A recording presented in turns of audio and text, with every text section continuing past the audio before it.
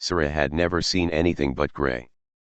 The colony of Village 7 was a world of stone and steel, lit by a pale sun that cast everything in shades of silver. The Kalri, her people, saw no difference between the sky, the ground, and their own skin. Everything was just light or dark. That was life as they knew it, and no one questioned it. But Sira did. She was small, only 12 rotations old, but her mind was curious. She liked to sneak out to the landing zone whenever a new supply ship arrived from faraway worlds. There, she could see things that didn't belong to her world: strange shapes, strange materials, and most of all, the strange aliens who brought them. This time, there was a new arrival.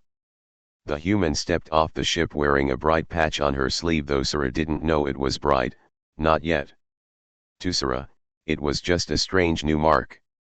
The human's name was Lena Morales, and she walked with a relaxed confidence, carrying a heavy bag over her shoulder.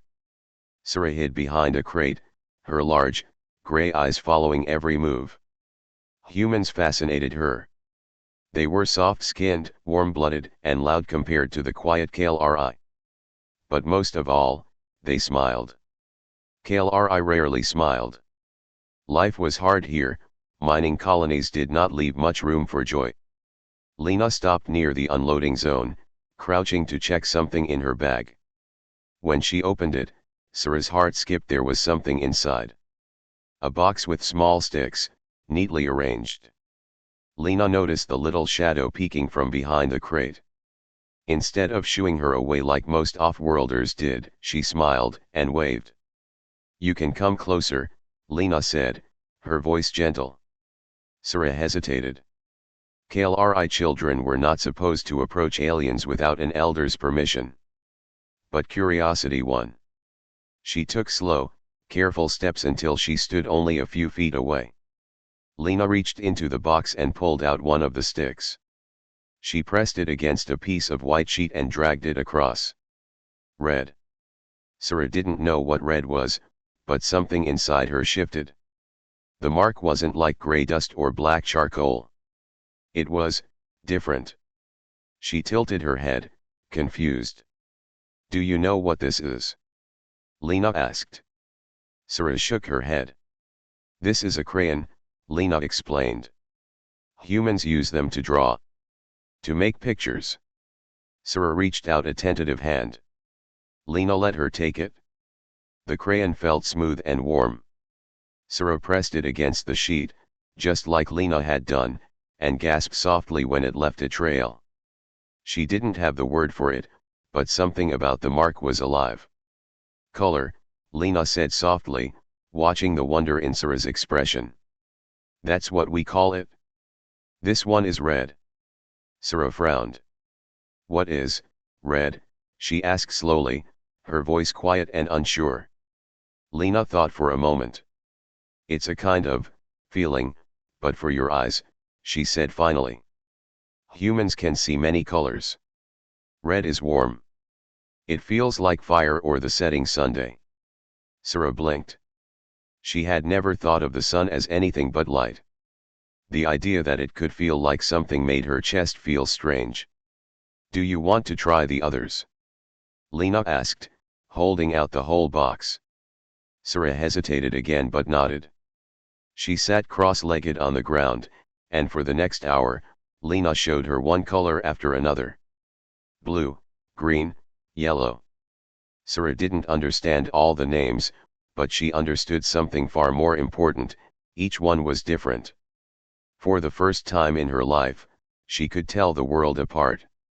When Sira finally stood to leave, she looked at the paper covered in crude lines and shapes. She couldn't stop staring. "Will you come back tomorrow?" she asked quietly. Lena smiled and nodded. "Of course," she said. "But don't tell anyone yet. Not everyone here is ready for color." Sira didn't know what that meant. But she felt a flutter of excitement as she ran back to her family dwelling, clutching the paper in her hands. She didn't know it yet, but this simple meeting, this simple gift would change not only her life, but the life of every Kalri on Village 7. Sira could not sleep that night. She lay in her narrow bed, staring at the metal ceiling of her family's small dwelling, holding the paper close to her chest. The strange marks on it seemed to glow in her mind, even though she could not see them the way Lena did. Something about them felt alive, like they carried meaning beyond gray.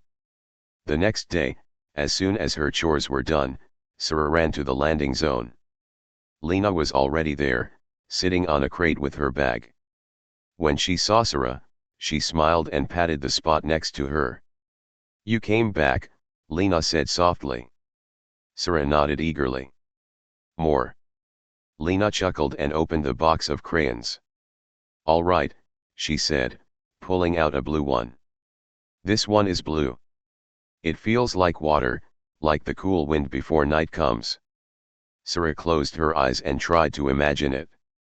Cool wind. Water. She drew on the paper, filling it with strange shapes. Lena taught her how to draw a circle, how to make lines look like a sun or a tree. For many days, they met like this always when no one was watching. Sira collected her drawings and hid them under her sleeping mat. Each night, she stared at them until sleep finally came. But one morning, everything changed. Her father found the drawings. He held them in his hands, his long gray fingers trembling. Sira froze in fear. "What are these?" he asked, his voice quiet but heavy. Sira swallowed hard. "They're pictures," she said. "The human taught me." Her father's face was unreadable. He sat down slowly, looking at the lines and marks as if they were ghosts from another life. "My mother used to tell me stories," he said finally. "About the world before the purge. Before the wars that blinded us. She said our people once saw what you call color." Sira's heart pounded. "Then why did they take it away?" "Because color divided us," her father said. "Some thought red was more powerful. Others thought blue meant strength. They fought. They burned cities, killed millions. The leaders made a choice. They altered our sight, removed color, so we would never fight again." Sira looked at the drawings. She could not imagine giving them up. "You must stop this," her father said. "If the council finds out, they will punish the human. Maybe even send her away." But Sira shook her head, tears forming in her eyes. "I can't stop," she whispered. "I want to know more. I want to see what the world really looks like." Her father's expression softened. He closed his eyes for a long moment, then gave the drawings back. "Be careful," he said quietly. "And keep the secret. If they take her away, you will never know what you have started." That evening, Sira returned to Lena. She told her what had happened, her voice shaking. Lena listened, then placed a gentle hand on Sira's shoulder. "I'm sorry," Lena said. "I didn't know your people had such history." "But Sira," Lena looked her in the eye. "You deserve to see the world as it is. You deserve color." From that day on, their meetings became even more secret. Lena taught Sira about each color's meaning, how green meant life, how yellow meant hope, how black was not just absence but depth. One day, Lena even painted a small wooden toy with all the crayons. When she handed it to Sira, the little alien gasped softly. Even though she could not see the colors the way Lena did, she felt them through her fingers as if each part of the toy carried its own energy. But their secret did not last forever. One afternoon, as they were sitting in the corner of the loading bay, two elders walked in unexpectedly. They froze when they saw the papers, the crayons, the human kneeling beside a Kalri child. "What is this?" one of the elders demanded, his voice sharp. Sira's heart stopped. She wanted to hide the drawings, but Lena stood calmly. "It's just art," Lena said gently. A way for her to express herself. The elder's face darkened. "Art leads to memory. Memory leads to war. You will stop this at once." Sira's throat tightened. She looked at Lena, who stayed silent for a long moment then nodded slowly. "Yes," Lena said. I understand. But as the elders left, Lena leaned close to Sira and whispered, "Don't worry. We'll find a way." Sira clutched the crayon in her hand, her small fingers gripping it tightly. She didn't know what Lena planned, but deep inside, she felt something new rising, something she had no word for. Hope. And hope was more powerful than fear. For the next few days, Sira felt the air grow heavier around her. The elders had not punished Lena or taken her away, but word had begun to spread. Whispers moved through the colony like wind in the tunnels.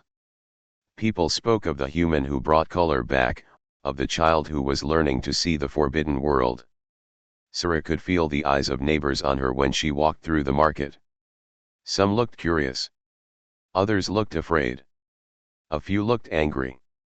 When she returned to meet Lena, the human was sitting on the ground with her back against a crate, looking thoughtful. "It's getting risky," Lena said softly. "But we can't stop now. They need to know. Not just you. All of them." Sira hesitated. "If they find out, they might send you away." Lena smiled faintly. "I know. But Sira, some things are too important to hide forever." She opened her bag and pulled out something new, a small set of paints and a piece of canvas. "This isn't just crayons," Lena explained. "This is how humans make art that lasts." Sira watched, her heart pounding as Lena dipped a brush into the paint and dragged it across the canvas. The marks were deeper, richer, more alive than anything Sira had ever seen. "What is that one?" Sira asked, pointing to the first mark. "That's green," Lena said. "It's the color of leaves, of new things growing. It means life." Sira closed her eyes and tried to imagine it plants, growing from the ground, not just gray dust. Something in her chest felt bigger than before. But that night, Sira's father came home late, his face troubled. "The council knows," he said, his voice low. "They are calling a gathering tomorrow. Everyone must attend." Sira's stomach tightened.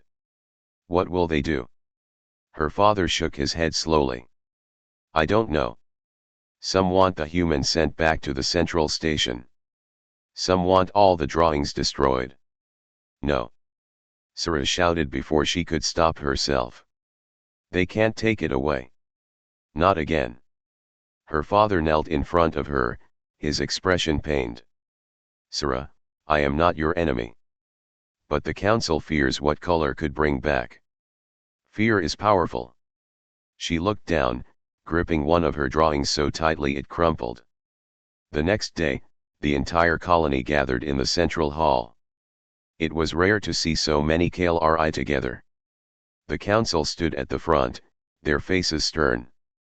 Lena stood beside them, calm but serious. The elder speaker stepped forward. "Our people remember the time before," he said, his voice echoing through the hall. "When color divided us, when red banners and blue banners brought war. We chose peace. We chose unity. And now this human has brought back what we buried." Murmurs spread through the crowd. Some nodded in agreement. Others looked uneasy. Lena stepped forward. "I respect your history," she said clearly. "But what you call peace, is it truly peace, or just silence? You've hidden from what makes life beautiful. Your children deserve to see what they've lost." The elder narrowed his eyes. "Beauty is a dangerous thing when it can divide a world." Sira couldn't stay silent any longer. She ran forward, clutching her drawing, and held it high. "This is mine," she cried. "I made it. It makes me feel alive." The hall went silent. All eyes turned to her. "Before I met Lena," Sira said, her voice trembling, "the world was just gray. But now I know it's more. I want to see everything. I don't care if it's dangerous. I want to know." A low murmur rippled through the crowd again. This time, it sounded different, less fearful, more curious. Parents looked at their own children. Elders exchanged uncertain glances. Sira's father stepped forward. I have seen what she draws, he said, his voice steady. It does not bring war.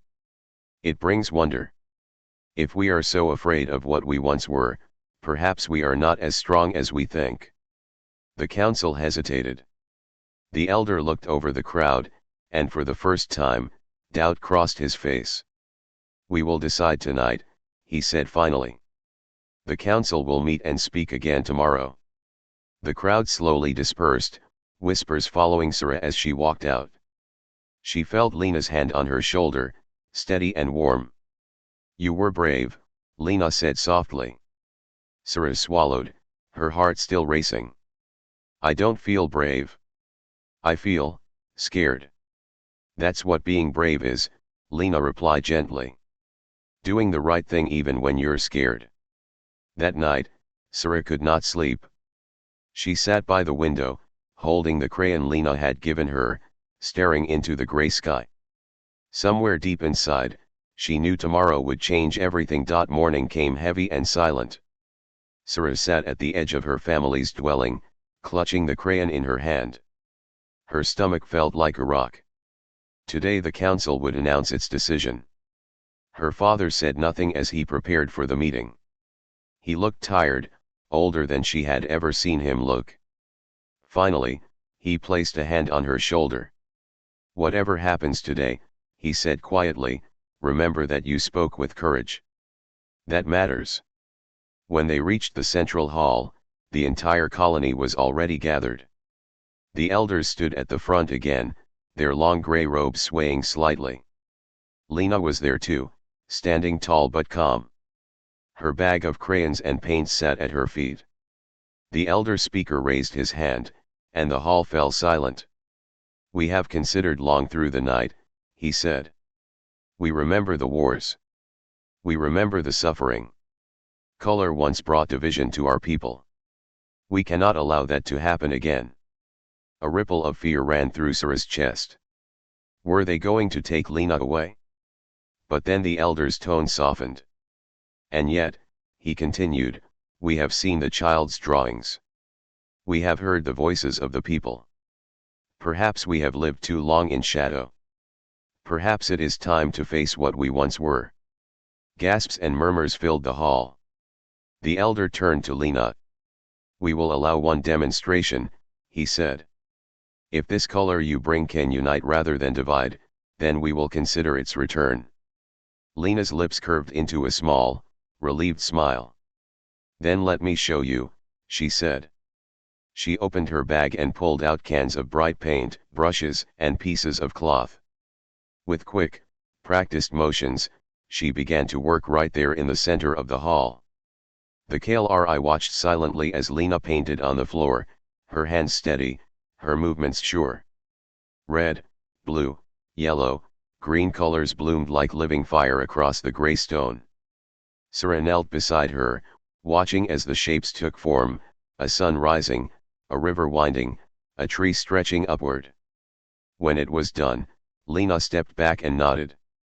Look, she said softly. The hall fell silent again. The KLRI couldn't truly see the colors yet, not as Lena did, but something about the patterns made them feel different. The lines seemed to move, to breathe. One of the younger children stepped forward and touched the painted sun. It feels warm, the child whispered. Another touched the river and smiled. This feels cool. Soon, more and more villagers stepped forward, running their hands over the painting, gasping softly as they felt something beyond texture, something like memory awakening inside them. Sira's father knelt, his face full of wonder. I remember this, he said in a hushed voice. My grandmother used to tell me about the sky. About green fields. I thought they were fairy tales. The elder stood very still, his expression unreadable. Finally, he knelt too, pressing his palm against the painted tree. His eyes closed. When he spoke, his voice was softer than Sira had ever heard it. We were afraid, he said. Afraid that color would destroy us again. But perhaps it was never color that destroyed us. Perhaps it was the fear. He rose to his full height and looked out at the crowd. "Let it be known," he said firmly, "that the KLRI will no longer live in shadow. We will learn to see again." A cheer rose from the hall, loud and raw, like a sound that had been trapped for generations. Sira felt tears spill down her cheeks as Lena hugged her tightly. "You did this," Lena whispered. "You showed them it was worth the risk." Sira shook her head, smiling through her tears. "No," she said softly. "We did it together." That afternoon, Lena led the entire colony outside. Under the pale sun, she opened the largest can of paint and poured it onto the ground, letting it splash and spread. She dipped her hands into it and pressed them against the colony wall, leaving a bright, colorful mark. One by one, the KLRI followed. Fathers, mothers, children, they all dipped their hands and pressed them to the wall, covering it in strange, living marks. By evening, the colony that had been gray for centuries was now alive with color. And for the first time, the KLRI smiled not just with their mouths, but with their whole beings. Days turned into weeks, and the colony of Village 7 slowly transformed. The gray halls that once felt heavy and cold now shone with splashes of color. Children painted stars on the walls. Adults painted waves, mountains, and suns. The air was still dry and thin, but somehow, life felt different. For the first time in living memory, the KLRI laughed in the streets. They worked in the mines during the day, but in the evenings, they came together to paint and share stories about what each color meant to them. Sira became the heart of it all. She taught the younger children how to hold the crayons, how to mix paints, how to draw the simple shapes Lena had taught her. She felt proud each time she saw their eyes light up. Even if they could not fully see yet, they could feel what the colors meant. One morning, Sira found Lena in the landing zone, standing beside a small shuttle. "You're leaving?" Sira asked, her voice tight. Lena nodded, smiling sadly. "My work here is done. There are other colonies, other places that need help. But I'll come back someday, I promise." Sira's chest ached. "But there's so much more to show us." Lena knelt so they were eye to eye. "You don't need me anymore," she said softly. "You have the tools. You have the courage. And you have each other." Sira bit her lip, fighting tears. "Will we ever see color the way you do?" Lena smiled. "Maybe not today. But maybe one day your children will. Maybe one day your people will evolve back to what they were before. What matters is that you've taken the first step." When it was time for Lena to board the shuttle, the entire colony came to see her off. Even the elders stood there, no longer stern, but grateful. The elder speaker stepped forward and bowed his head. "Human," he said, "you have given us back something we did not know we had lost. You reminded us of who we were and who we might become." Lena placed her hand over her heart and bowed in return. "Thank you for letting me be part of your story." As the shuttle doors closed, Sira pressed her hand against the glass and waved until the ship rose into the gray sky and disappeared. That evening, Sira returned to the painted square in the center of the colony. She sat there alone, running her fingers over the colors Lena had left behind. She remembered the first day she saw the crayon. The first line she drew. The first time she felt the world was bigger than she'd ever imagined. Now, as she looked around at the village alive with painted walls, she felt something she couldn't quite name. Hope. Not just for herself, but for her people. She stood and took the last crayon Lena had given her, blue, and walked to the colony wall. Carefully, she drew a small circle, then another, until she had made a sky full of tiny dots. Stars. When she was done, she stepped back and smiled. For the first time, Sira didn't just imagine color. She believed she could see it, even if only in her heart. As the sun set, casting the colony in pale light, Sira whispered to herself. "Our world is no longer gray." Sira's world was gray until a single human gave her the gift of color. Sometimes, All it takes is one person, one small act of kindness, to change an entire civilization. Milky Way, if this story moved you, hit that like button, subscribe for more incredible humanity wins stories, and share this video with someone who might need a little color in their world today.